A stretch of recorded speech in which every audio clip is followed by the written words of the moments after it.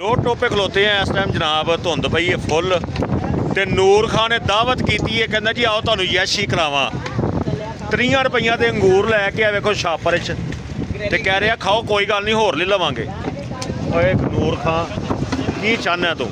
ਮਹਿਮਾਨ ਖੁਦਾ ਦੀ ਰਹਿਮਤ ਹੁੰਦਾ ਹੈ। ਹਾਂ ਰਹਿਮਤ ਦੇ ਨਾਲ ਅਸੀਂ ਵੀ ਹੁਣ ਸਮਝਿਆ ਕਰੋ। 30 ਰੁਪਈਆਂ ਦੇ ਅੰਗੂਰ ਲਏ ਹੋਏ ਨੇ। ਆਹ ਵੇਖੋ ਇਹ ਮਹਿਮਾਨ ਖੁਦਾ ਦੀ ਰਹਿਮਤ ਹੈ। ਆਹ ਅੰਗੂਰ ਲੈ ਕੇ ਤੇ ਕਹਿੰਦਾ ਖੁੱਲ੍ਹ ਕੇ ਖਾਓ, ਖੈਰ ਕੋਈ ਗੱਲ ਨਹੀਂ, ਆਪਣਾ ਮਾਲ ਹੀ ਹੈ ਸਮਝੋ। ਨੂਰ ਖਾਨ ਤੈਨੂੰ ਹੋਰ ਕੋਈ ਚੀਜ਼ ਨਹੀਂ ਖਾਣ ਵਾਸਤੇ ਮੰਗਵਾਈ ਹੈ? ਹੋਰ ਕੋਈ ਚੀਜ਼ ਖਵਾ ਦੇ ਯਾਰ। यार खवा देंगे की खाना है ये दसो। नारियल खवा दिए, इधर दो यार नारियल। ਨਹੀਂ ਨਾਰੀਅਲ ਇਹ हेलो ਵੇਖੋ ਹੁਣ ਕੀ ਖਾਣਾ ਨਾਰੀਅਲ ਵੀ ਉਹਦੇ ਕੋਲੋਂ ਲੈ ਲਿਆ ਸੂ ਇਹ ਵੀ ਨਹੀਂ ਤੇ ਲੈਣੀ। ਨਾਰੀਅਲ ਖਾ ਲਈਏ। ਨਹੀਂ ਤੂੰ ਭਰਾਵਾ ਰਹਿਣ ਦੇ, ਰੋਟੀ ਵਾਲੇ ਪਾਸੇ ਆ ਨਾ, ਛਾਪਿਆਂ ਛਾਪਿਆਂ ਵਾਲੇ ਪਾਸੇ। रोटी खिलाने आज कित्थों? के तैयार है। ਹਾਂ पीछे नजर आ रहे ने। खाला ਇਹ ਨਾਰੀਅਲ ਵਾਲਾ ਆ ਗਿਆ ਜੀ। असा नारियल क्यों नहीं खा रहे हो? ਨਾਰੀਅਲ ਖਾ ਤਾਂ ਲਈਏ, ਇਹ ਨਹੀਂ ਖਵਾਉਣ ਡਿਆ, ਮੈਂ ਤੇਰਾ ਮਹਿਮਾਨ ਆ। खवा दे यार तू।